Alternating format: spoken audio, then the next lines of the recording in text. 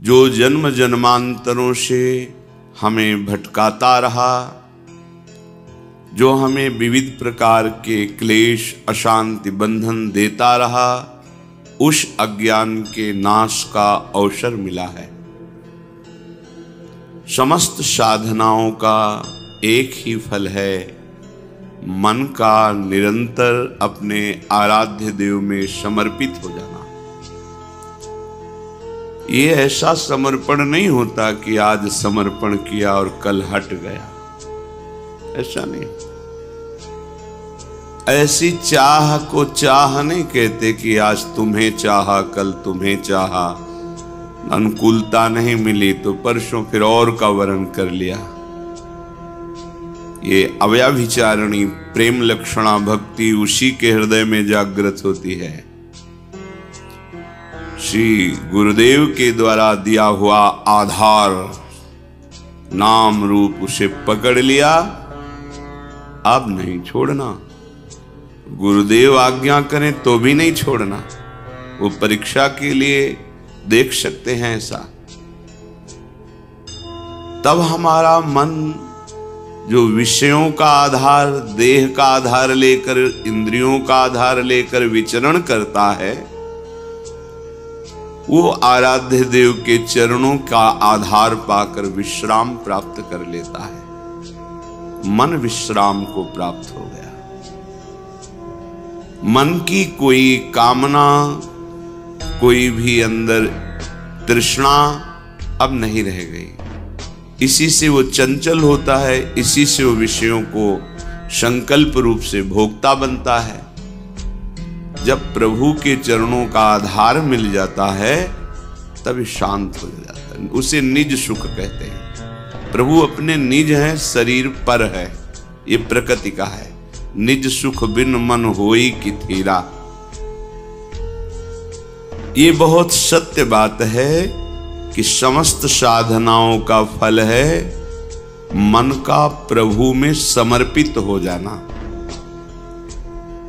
ये थोड़ा कठिन है। जो नए उपासक हैं घबराएं नहीं। बिना मन के भी नाम जपने से कल्याण होगा। कल्याण ये होगा कि आगे चलकर मन लगने लगेगा, मन परम शांत हो जाएगा। पर ये वृंदावन प्रेम भूमि है, यहाँ हमारा विश्राम स्थल प्रेम है। इसलिए जहाँ ऊंचाई की, अध्यात्म की, प्रेम की बातें आवे तो निराश मत होना। वो आगे की मंजिल है, हमें प्राप्त हो जाएगी। सारे साधनों का एक ही पर्यावसान है, मन का इष्टाकार हो जाना, इष्टमय हो जाना। परंतु ये बहुत कठिन बात है।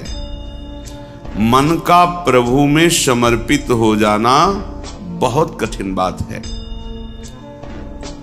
ये सर्वथा सत्य है कि मन का जब तक प्रभु में पूर्ण समर्पण नहीं होगा तब तक अध्यात्म की ऊंचाई पर, जहां काम क्रोध लोभ मोह मद मत्सर स्पर्श भी नहीं कर सकता, अर्थात स्फुरण ही नहीं होता है, उस भूमिका पर पहुंचना असंभव है जब तक मन अपने आराध्य देव में समर्पित नहीं हो जाता। बड़ी कठिन चीज है मन को रोकना। 5 मिनट मन कहीं गया ही नहीं, केवल प्रभु में डूबा रहा, बहुत बड़ी उपलब्धि है। निरंतर मन भगवदाकार है, वो तो सिद्ध पुरुष हैं। अर्जुन के सदस्य जो महाबली हैं, भगवान के सखा हैं और दिव्य हैं, वो प्रभु से कहते हैं कि मन को रोक पाना बहुत कठिन है प्रभु। इतनी सामर्थ्य है भगवान की कृपा से कि आपने चरित्र सुना, उर्वशी जी काम से प्रेरित होकर स्वागत करती हैं और वो कहते हैं माता कुंती और माद्री के समान मैं आपको देखता हूं। जैसे गुरु पर भाव होता है वैसा आप पर भाव है, आप एक शब्द भी ऐसा न निकालिए। ऐसे महापुरुष कह रहे हैं भगवान से स्वयं कि मन को रोकना बड़ा कठिन है। इतना कठिन वायुरिव सुदुष्करम, जैसे तूफान को रोकना कठिन है ऐसे मन को रोकना कठिन है। परंतु भगवान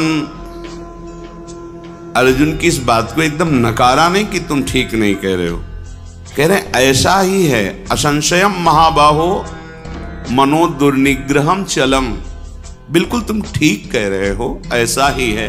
मन को रोकना बहुत कठिन है, पर ऐसा नहीं है कि उसे रोका नहीं जा सकता। कठिन है पर रोका नहीं जा सकता, ऐसी बात नहीं है।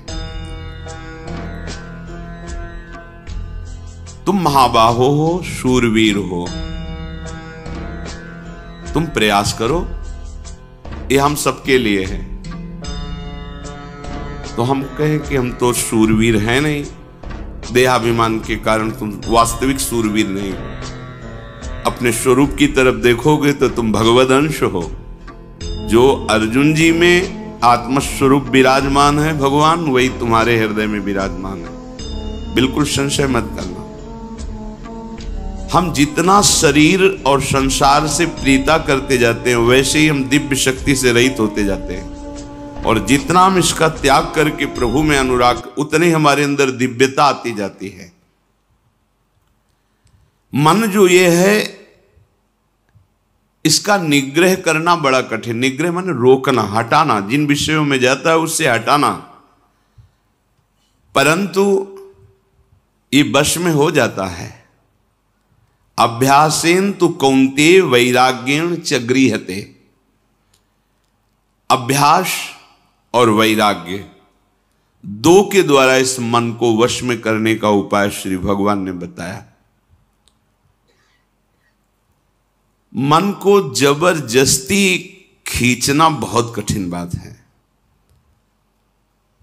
और प्यार से खींचना थोड़ा सरल है। जबरदस्ती इसके साथ करने में चूंकि हम बराबर हारते गए हैं, इसका जीतने का अभ्यास है, ये मुझे हरा देगा। एक ही केवल उपाय समझ में आता है, अगर थोड़ा सा हमें आधार मिल जाए तो हम इसको वश में कर सकते हैं। आधार, पहला आधार सत्संग। क्योंकि जैसे हमें प्यास बढ़ती है, फिर हमें कोई दूसरी वस्तु अच्छी नहीं लगती। जल में मन लगाना नहीं पड़ता। देखिए, जब प्यास लगे तो आपको अधोटा दूध पिलाया जाए कि जल से बहुत ही कीमती है, आपको बिल्कुल नहीं, आपके मन को रुचेगा नहीं। अच्छा, जल का हम चिंतन करें, जल का हम ध्यान करें, ऐसा भी नहीं, बिल्कुल जलमय होगा मन, बस पानी चाहिए। क्यों? क्योंकि प्यास लग गई है। पहला आधार है सत्संग। हम देखते हैं कि जो एकांतिक हैं पर सत्संग नहीं सुनते, बहुत से ऐसे दोष हैं जो उनको अध्यात्म में आगे नहीं बढ़ने देते। देखा है, बहुत से ऐसी जिनको समझ नहीं पा रहे, उनकी वो कमियां हैं जो उनको अध्यात्म की ऊंचाई पर नहीं चढ़ने दे रही, और वो अहम के कारण सत्संग का सेवन नहीं करते। मैं सब जानता हूं, और इसी अहम में वो कमी बैठी हुई है जो तुम्हें भगवत साक्षात्कार नहीं होने देगी। देखो, भगवान शंकर को कुछ जानना नहीं है, लेकिन प्रसंग पे पाया गया कि काकभूषुंड जी जब भगवत चर्चा सत्संग करते हैं तो भगवान शंकर हंस रूप में वहां जाके सुनते हैं। क्योंकि शिव रूप में जाएंगे तो फिर उनको खड़े होकर के आदर करेंगे, पास बैठा लेंगे, फिर बोलेंगे नहीं, क्योंकि आदि महादेव विराजमान है, उनके सामने कैसे, तो वो हंस रूप में जाए। कहीं भी भगवत चर्चा हो हरि की, तो भगवान के परम प्रेमी महान भक्त जो अव्यक्त रूप से वो सुनते हैं। कहीं भी भगवत चर्चा हो, हनुमान जी जैसे परम ज्ञानी बैठकर सुनते हैं चुपचाप, गुप्त रूप में आकर के, ऐसे कि जैसे हम जान ही न पावें, ऐसे बैठ के सुनते हैं। सबसे पहला मन को रोकने का आधार है सत्संग। सत्संग क्या करता है? प्यास जगाता है प्रभु की। हमें क्यों आवश्यकता है भजन की? हम क्यों भगवत प्राप्ति करें? क्या जरूरत है? हमें जरूरत है भोजन की, रुपया पैसा की, भोग सामग्री की, पद प्रतिष्ठा की, वाहवाही की। ये असत्संग की बातें सत्संग में पूर्णतया धीरे धीरे अंदर की जो मन में बैठी हुई वो नष्ट हो जाती है और निश्चय होने लगता है कि भगवत प्राप्ति और भजन ही यही जीवन है। पहला आधार सत्संग है जो हमें प्रभु की प्यास जगाता है। बिना आधार के मन टिकता नहीं है। जब हमें सत्संग रूपी आधार मिलता है तब भक्तों से प्रियता जागृत होती है। कई जैसे उपासकों ने बाहर के प्रश्न किया कि हम श्री जी को नहीं जानते, क्या संप्रदाय है, क्या उपासना, हम तो बस आप और आपकी बात को मानते हैं। हमारे सामने आप हैं और आपकी बात है। बात बन गई क्योंकि आपने आधार ले लिया ना। और भगवान को बहुत प्रसन्नता होती दास दासोहम वृत्ति से। हरिदासों के प्रति दासत्व का भाव रख लिया जाए तो बहुत जल्दी। इसके बहुत सी छंदों में सेवक जी ने राधा वल्लभ भजत भज भली भली सब होए ऐसा वर्णन किया है। दूसरा आधार प्राप्त होता है भक्त प्रियता। भक्त प्रियता का तात्पर्य होता है उनके शरीर से राग नहीं, उनके द्वारा जो दिया हुआ उपासना का स्वरूप है वो प्राणों से भी अधिक प्रिय लगे। कल किसी ने एकांत में पूछा था, हम आपके हैं पर बहुत दूर रहते हैं विदेश में, ये बर्दाश्त नहीं होता, आपसे दूरी बर्दाश्त नहीं होती। अच्छा है पर उसे विवेक पूर्वक समझिए। हृदय की नजदीकी सबसे बड़ी नजदीकी होती है। शरीर की नजदीकी आपकी है और हृदय की नहीं है तो आप हमसे बहुत दूर हैं। हृदय की नजदीकी सदैव नजदीकी मानी जाती है। शरीर की नजदीकी और हृदय की दूरी बहुत दूरी माना जाता है। भक्त प्रियता, पहला सत्संग, दूसरा भक्त प्रियता। आपके हृदय में भक्त प्रियता। एक बार श्री पूज्य गोस्वामी राधा वल्लभ जी के पूर्व में किसी भक्त के यहां गए हो, बड़ा दैन्य भक्त, बहुत तो आचार्य चरण कृपा करके पधारते थे, गृह पावन करते, राधा वल्लभ लाल जी के चरणों की उपासना का भाव प्रकट करते। उन्होंने कुछ ऐसे नाम मात्र की भेंट दी, चरणों में रोए। तो एक शिष्य थे जो बहुत धनी मानी थे, तो उन्होंने एकांत में 1 लाख स्वर्ण मुद्राएं रखी और कहा, महाराज जी मुझे अच्छा नहीं लगता कि आप ऐसों के घर में जाएं, ये मुद्राएं रखिए, जब जितना आदेश करेंगे भेजते रहेंगे, ये हमारे गुरुदेव वैसे नहीं। उनका तो तुम समझते हो हम धन लेने के लिए इनके घर आए, उठाओ, आज के बाद कभी सामने मत आना, हम भाव ग्रहण करने आते हैं, धन उठाओ, हमारे पास राधा वल्लभ लाल रूपी धन, हटाओ इसको, कभी सामने मत आना हमारे। क्या उन्होंने गलत कहा था? वो धनी थे, उनको था कि शायद ऐसा नहीं, गलत सोच अंदर की है। गुरुदेव आपकी वस्तु है, आप कृपा करके स्वीकार कीजिए, ये तो चलता है, लेकिन आप उसके यहां नहीं जाइए और ये तो दासता हो गई ना, तुम स्वामी हो गए ना आज्ञा करने वाले धन के बल से। ये अभिमान झलका ना, निकलो यहां से, तुरंत निकलो। बड़ा सूक्ष्म है भगवत मार्ग। नाहरमल जी महाराज देखा कि अपने पीताम्बर में सूखी लकड़ियां आचार्य चरण स्वयं बीन करके वृंदावन की लताओं से प्यारी जू के लिए रसोई अमनिया करते। देववंश से आए हुए थे राजघराने के। उनका प्रभु अच्छा नहीं लगा, ये हम धीमर से करवा देंगे, आप विराजिए। यद्यपि उनके अंदर सुख देने की भावना है, पर प्रधान वृत्ति धन होने के कारण अगर ये कह देते कि प्रभु आप विराजिए, मैं बीन करके एकत्रित करता हूं, ये सेवा का सौभाग्य मुझे दीजिए, तो बहुत प्रशंसनीय बात। लेकिन धीमर से करवा देंगे। महाप्रभु ने कहा, विशुद्ध संतों की, रसिकों की कृपा से मुझे महारानी जी की सेवा का सौभाग्य मिला। श्री जी की सेवा को तुम हे देखते हो, धीमर से कर, आज के बाद मैं तुम्हारा त्याग करता हूं। खूब रोए, श्री जी से प्रार्थना की। जब श्री जी ने आदेश किया तब फिर क्षमा किया। भक्तों के संग का निर्वाह करना बड़ा कठिन होता है, क्योंकि भक्त का संग का जब रंग चढ़ेगा तो वो अपने स्वामी के दरबार में ले जाने लायक बनाएंगे। और यही दरबार दीन को आदर रीति सदा चली आई। हमारे मालिक के दरबार में दैन्य का प्रयोग होता है, हम का नहीं। दीनता, जेहि दीन पियारे वेद पुकारे द्रवहु श्री भगवान। जिनको दीन प्यारे हैं तो संत जन क्या करते हैं? तुम्हारे अंदर के अहंकार को नष्ट करते हैं।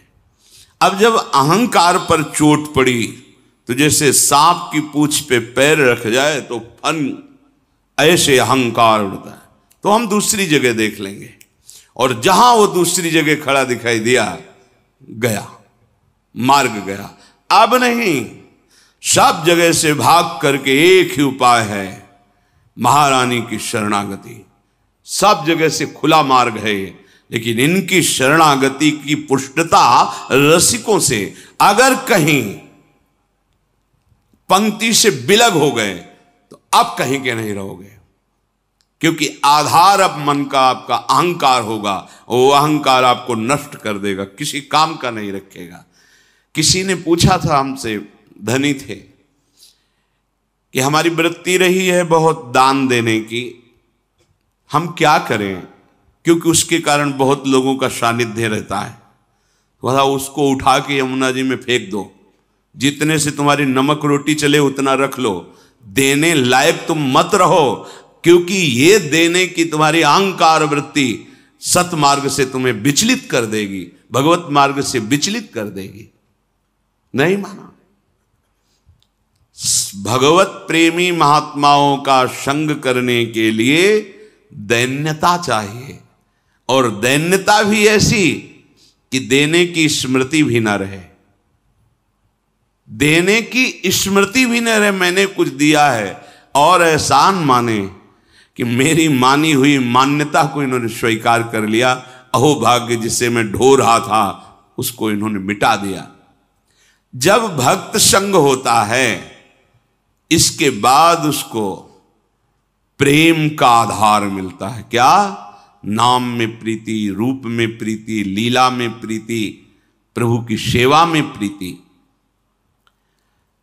अब जैसे उसे ये आधार मिला तो फिर मन लगाना नहीं पड़ता, स्मरण प्रारंभ हो जाता है। पर आधार आपका एक एक कदम सुदृढ़ होना चाहिए, फिसलना नहीं चाहिए। जो तुम्हारे अनुकूल बर्ताव करे सदैव, तो आप निश्चित समझ लेना आपका दरबार में प्रवेश नहीं होगा।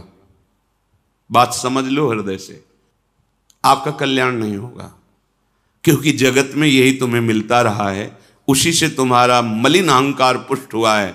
अब उसके नष्ट होने का अवसर मिला है, क्योंकि भक्त संग मिला है। एक शिष्य बनने के लिए गुरुदेव के पास गए। काफी दिन जाने पर उन्होंने हिम्मत आई और कहा, मैं आपको गुरु रूप से वरण करता हूं और आप मुझे मंत्र दीजिए। तो उनका, इतने दिन के निरीक्षण में मैंने तुम्हारे अंदर क्रोध वृत्ति बहुत पाई है। आश्रम में तुम जिससे देखो झिड़कते रहते हो, तुम्हारी नाक में गुस्सा रखा है।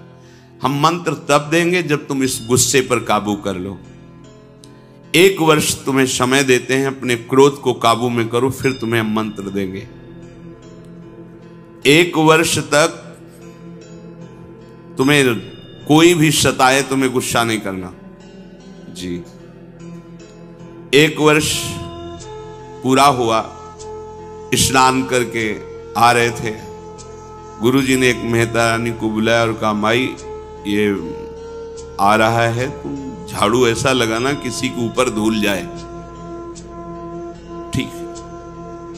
वो तब तक खड़ी रही जब तक वो अजान नजदीक आए, तो रज में ऐसी झाड़ू लगाई कि पूरा रज ऊपर एकदम तुझे दिखाई नहीं दे रहा, मैं नहा के आ रहा हूं। और ऐसा बहुत बिगड़े। वो हाथ जोड़ के महाराज क्षमा करो, हमें पता नहीं था कि आप आ रहे हो, हमारा काम ही है सोनी लगाना। ऐसा तो मारने के लिए भी। अब वो गए, कहा गुरुजी 1 वर्ष हो गए। तो बोले जिसको त्यागने के लिए कहा था वो तो त्यागा नहीं। सुना अभी अभी तुम गुस्सा करके आ रहे हो मेहतरानी से, जो नित्य सोनी सेवा करती हैं। पूज्य भाव रखना चाहिए। तुमने उन पर क्रोध किया और सुना कि तुमने ऐसे भी मारा नहीं, पर हाथ तुम्हारा उठ गया। अभी नहीं, जाइए 1 वर्ष और अभ्यास कीजिए। अब दूसरे वर्ष जो वो नित्य वही आश्रम की सोनी सेवा का बोले अब की बार झाड़ू मारना, धूल नहीं, नजदीक आवे तो झाड़ू ऐसे लग जाए उसके शरीर में। जो महाराज मारेगा तो नहीं। बोले नहीं, अब की बार 1-2 शिष्य आसपास रहेंगे, अगर वो गुस्सा करेगा तो उसे पकड़ लेंगे, तुम्हें मारेंगे नहीं। ठीक है महाराज। जब वो स्नान करके बड़े आनंद से आ रहे थे तो अब की धूल नहीं उड़ाई, सीधे नजदीक जाके ऐसे झाड़ू 1-2 मारी और सीधे उसके शरीर में, पैरों में ऐसे। उसने कहा कि मूर्खा, तुझे समझ में नहीं है, मेरा 1 साल पीछे बर्बाद कर दिया। फिर दूसरा, मैं स्नान करके दीक्षा के लिए जा रहा था और बहुत कड़वा बोले, पर हाथ नहीं उठाया। गुरुजी देखो तुमने गुस्सा किया, अभी 1 वर्ष, जब तुम्हें गुस्सा ना आवे 1 वर्ष अभ्यास करो। क्रोध नष्ट होने पर ही हम, क्योंकि ये क्रोध बना रहेगा तो ये भजन आगे को जो विस्तार करना है भजन का, भागवतिक प्रकाश, वो होने नहीं देगा। अब सोचो जो अपने लोग परमार्थ में काम क्रोध लोभ आदि की वृत्तियों को ही नहीं देख रहे, मनमानी आचरण कर रहे, कैसे भगवत बोध होगा। गुरुदेव इतना समय हो गया और आपने एक बहाना बना लिया है कि गुस्सा करो। बोले दोष दृष्टि करते हो। और नहीं क्षमा पर तो 1 वर्ष और, अगर भगवान नाराज हो जाए किसी कारण से तो गुरुदेव भगवान क्षमा कर दे तो भगवान कभी अपराध नहीं मानते। हरि रूठे गुरु शरण है, गुरु रूठे हरि नाहि। यदि गुरु भगवान का हृदय संतप्त हो गया तुम्हारे आचरण से तो तुम्हें भगवान श्री हरि सहयोग नहीं करेंगे। अगर श्री हरि नाराज हो जाए और गुरुदेव भगवान का वरद हस्त है, कुछ नहीं बिगड़ने वाला। गुरुजी ने कहा कि अब तुम्हें 1 वर्ष तक पुनः अभ्यास करना है। 3रा वर्ष गंगा स्नान करके आया। गुरुदेव ने कहा आपकी बार कूड़ा भर के पूरी टोकरी रखना, जितना जूठन पत्तल सब आते उसकी खोपड़ी से डाल देना। ऐसा ही किया। जे भी नजदीक आए पूरा वो सब पवित्र जो प्रसादी दोना पत्तल झाड़ू से लगा के जो कूड़ा कर सब उनके ऊपर से डाल दिया। तुरंत उन्होंने घुटने टेके और चरण पकड़ा और कहा मां, मैं समझ नहीं पा रहा था कि आपका उद्देश्य क्या है। कहीं न कहीं गुरुदेव भगवान की हम पर कृपा है। मुझे आज दोबारा स्नान करने का सौभाग्य मिलेगा गंगा जी का। लौट गए, नहा के आए, कहना नहीं पड़ा गुरु मंत्र दे दो, आओ गुरु मंत्र लो। क्रोध मान कई बार बताया। लाला बाबू जी जब परम विरक्त रहते थे, एक लंगोटी लगाते, भिक्षावृत्ति से जीत, और जब श्री कृष्णदास जी से कहते कि विरक्त मंत्र और विरक्त भेष दे, और नहीं अभी आप अधिकारी नहीं, तो खोज करते कि मेरे में कौन सी ऐसी कमी रह गई जो गुरुदेव। तब ध्यान आया कि बड़े सेठ थे तो रंगनाथ जी के सेठ से उनकी लाग डांट थोड़ा ईर्ष्या चलती थी। हो सकता है ये वृत्ति अंदर हो, इसलिए शायद ऐसा। तो भिक्षुकों की लाइन में सुबह वहां खिचड़ी आदि रंगनाथ जी वो भिक्षुकों की लाइन में खड़े हो गए।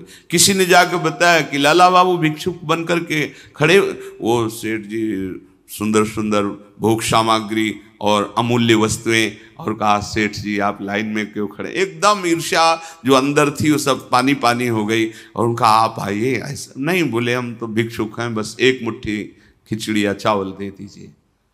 और वापस जा ही रहे थे कि रास्ते में गुरुदेव मिल गए और कहा आज तुम्हें विरक्त मंत्र और विरक्त वेश देने की इच्छा हो गई।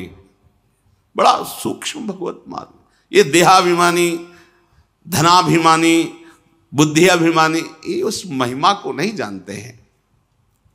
तो जब हमको किसी भक्त का संग मिले तो समझना कि मन का आधार मिल गया है। हमने प्रभु को नहीं देखा, लेकिन प्रभु स्वरूप गुरुदेव को देख रहे हैं।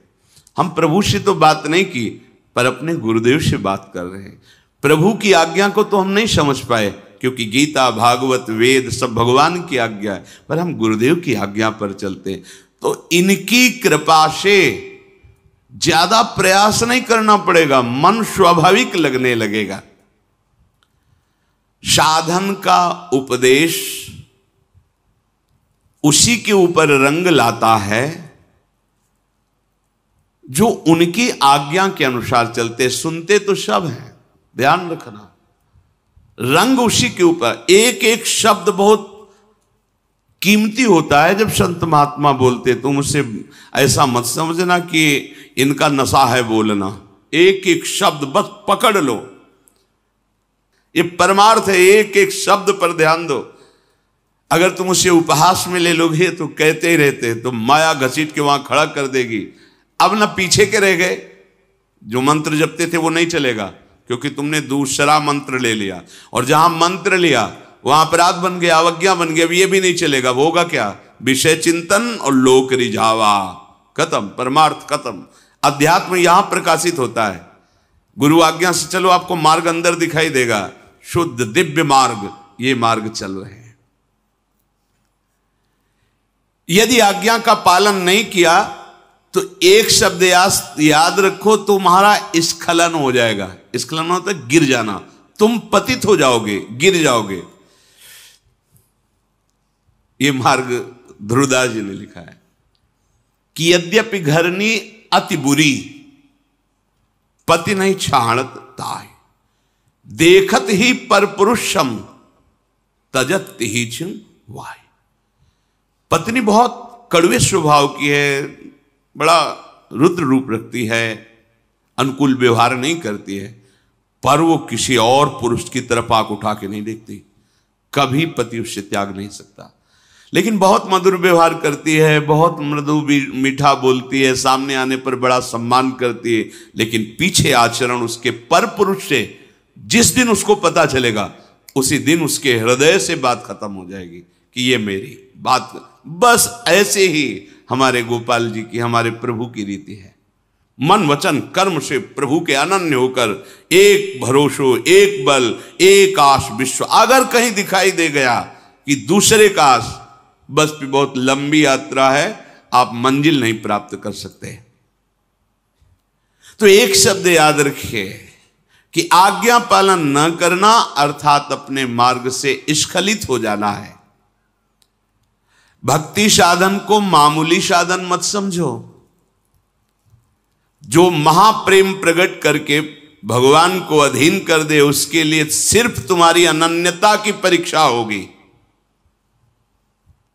ध्यान रखना, सिर्फ अनन्यता की। आप अनन्य। हितोत्सव की बधाई में शब्द श्री जी ने निकाला था अंदर से कि निकुंज में बधाई बट रही तो निकुंज है, यहां भी एक बधाई सुन लो। यदि इनके सिवा तुम्हारे हृदय में अन्य आश्रय नहीं हुआ तो बधाई पक्की आखिरी जन्म। आपको लगता है हवा में बोल गए। एक दिन टटिया स्थान के एक महापुरुष बहुत प्रसन्न थे। उन्होंने कहा आज जो आ जाएगा, जो मांगेगा वो दे देंगे। संतों की मौज होती। बिहारी जी की ऐसी लीला एक भी व्यक्ति नहीं गया उस दिन। एक भी। और आराम से बैठे तो सबसे कह दिया आज जो मांगेगा कोई, बिहारी जी मांगेगा बिहारी जी दे देंगे, प्रीति जो चाहेगा वो दे देंगे। गया ही नहीं, चिल्लाते जाओ तुम्हारा आखिरी जन्म। बोले हम ऐसे आचरण करेंगे कि तुम्हारी एक भी बात सत्य नहीं होने देंगे। अब फिर क्या है, अनन्यता होए अनन्य एक व्रत गाहो, बस इतनी केवल मांग है। गीता जी में देख ले भगवान ने बहुत बार अनन्यता के लिए कहा। साधन में योग्य सद्गुरुदेव ही परमार्थ हैं। योग्य शब्द इसलिए यहां इन महापुरुषों की वाणी है इसलिए लगाया कि पहले गुरु संग करना, पहला ही आधार बताया गया सत्संग, कि संग से ये देखना है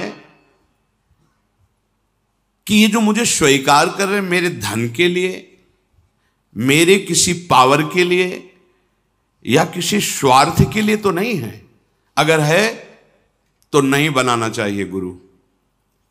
जज स्वामी जब नारायण स्वामी के नाम से जो प्रसिद्ध हुए, जब उनको जज भाव से वैराग्य हुआ भगवत प्राप्ति के लिए, तो हरिद्वार गए, ऋषिकेश। वहां सब संतों के समीप चरणों में जाते और कहते मेरे पास अरबों की संपत्ति है और मुझे वैराग्य हो गया है, बस सन्यास आप दे दीजिए और सारी संपत्ति ले लीजिए। तो बस सीधे उत्तर होता आप गंगा नहा के आ जाइए। वो दोबारा जाते नहीं उस आश्रम में, क्योंकि उनको यह लगता कि मेरी जज पद और मेरी संपत्ति का यहां मान हो रहा है, बात नहीं बनेगी। मैं अमुक हूं, मेरे पास इतना वैभव है और मैं विरक्त होना चाहता हूं, वो सब आपको देना। आओ आओ आओ, मतलब आदर किसका हो रहा है? नहीं। जहां वो गए उनको तब उन्होंने विचार किया कि गुरु के बिना भगवत मार्ग नहीं, भगवत मार्ग के बिना हमारा जीवन नहीं, इसलिए प्राण त्याग देंगे। तो उत्तराखंड तो पर्वतों का, बहुत बड़ी बड़ी खाइयों का, तो विचार किया ऐसी ऊंचाई में चढ़ेंगे और वहां से शरीर को गिरा देंगे और मृत्यु। क्योंकि बिना गुरु के भगवत मार्ग प्रकाशित नहीं होता और गुरु हमें मिल नहीं रहे। जो ही चढ़ाई पर चढ़कर गिरने की सोचा, पीछे से किसी ने पकड़ लिया। ऐसे पीछे मुड़ के देखा, एक संत खड़े थे। गुरु चाहिए, नारायण नारायण नारायण। तत्काल अंतर्धान हो गए, जीवन भर बस नारायण नारायण नारायण। तो भाई जी के समीप जब गीता वाटिका में गए थे तो नाम महिमा दिखाने के लिए, कोई चमत्कार नहीं, वो एक ऐसे नली रखे, कहीं भी रख दो, यहां रख दो, कान में लगाओ तो यहां नस जैसे धक धक ऐसे होती, ऐसे नारायण नारायण नारायण नारायण।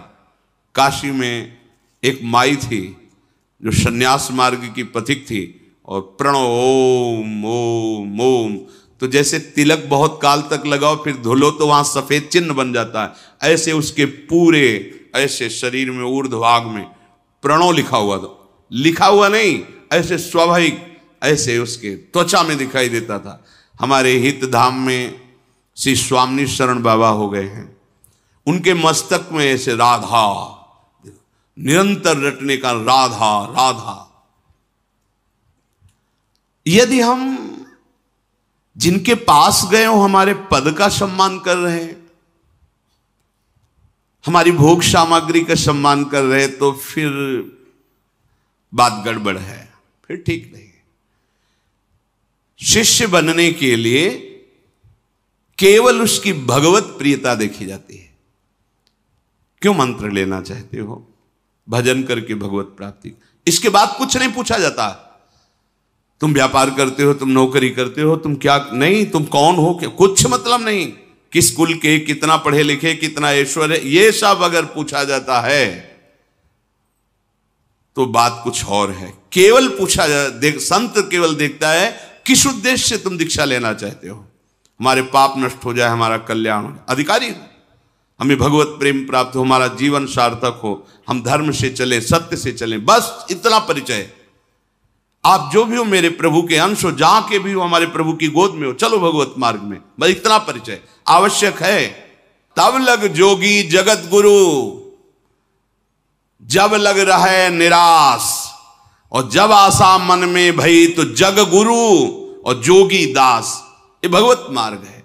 इसलिए कह रहे हैं भगवत मार्ग प्रकाशित होता है गुरुदेव से, पर योग्य गुरु आवश्यक है।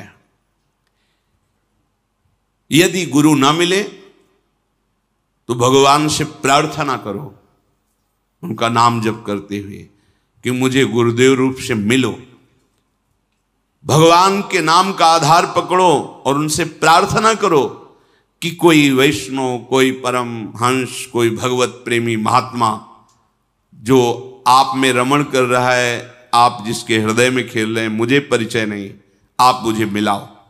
भगवान मिला देंगे, या वो स्वयं आके वर्ण कर लेंगे या वहां पहुंचा देंगे, और नहीं। अपने आप से निर्णय मत कीजिए, आज बनाया कल छोड़ दिया, ये खिलवाड़ का मार्ग नहीं है। इसमें अपराध बनेगा और आपका चांस जो भगवत प्राप्ति का है वो मुश्किल हो जाएगा। जब हम गुरुदेव को अपने मन का आधार बना लेते हैं तो हमारे मन को संबंध देते हैं। प्रभु हमारे बेटा हैं, प्रभु हमारे पिता हैं, प्रभु हमारे सखा हैं, प्रभु हमारे मालिक हैं, मैं प्रभु का दास हूं, या प्रभु हमारे पति हैं, या युगल हमारे स्वामी हैं, हम उनकी निज दासी सहचरी। गुरु भाव देते हैं। गुरु प्रदत्त भाव को स्वीकार करना, मन का आधार प्रकट हो जाना। अब मन नहीं जाएगा। कोई भी उपासना हो गुरु प्रदत्त, उसमें भाव होता है। बोले किस भाव की उपासना? बोले गोपी भाव की, सखा भाव की, वात्सल्य भाव की, दास्य भाव की, सहचरी भाव की। जब हमारे हृदय में भाव प्रकट हो जाता है फिर ये बात नहीं रहती कि अब मन कहां लगाएं, हमारा आधार बन गया। और गुरुदेव भगवान के श्रीमुख के वचन कि जो अपने गुरु में आसक्त है उसके लिए प्रयास करना पड़े, मन लगाना पड़े, ये बात तो समझ में नहीं आ रही। महाराज जी कहते ये बात तो समझ में नहीं आ रही मेरे।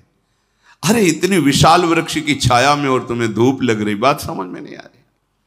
गुरु के सानिध्य में रहने, सानिध्य का मतलब समझो पहले कह चुके हैं, नहीं लगेगा हम तो सानिध्य में नहीं, हम तो अमेरिका में रहते हैं अमुक जगह। जो गुरु सानिध्य मतलब उनकी आज्ञा में, हृदय की दूरी है, हृदय की नजदीकी है। उनके सानिध्य में रहते हैं, उनको ज्यादा प्रयास नहीं करना पड़ता। क्यों? उनके वचनों में वो पावर है, मन को घसीट लेता है। जैसे चुंबक लोहे को घसीट लेता है, ऐसे गुरु के वचनों में, गुरु प्रदत्त नाम मंत्र में पावर है। वो आचार्य परंपरा से सिद्ध मंत्र वो घसीट लेगा। कब? जब अनन्य भाव से उनके चरणों में प्रीति है।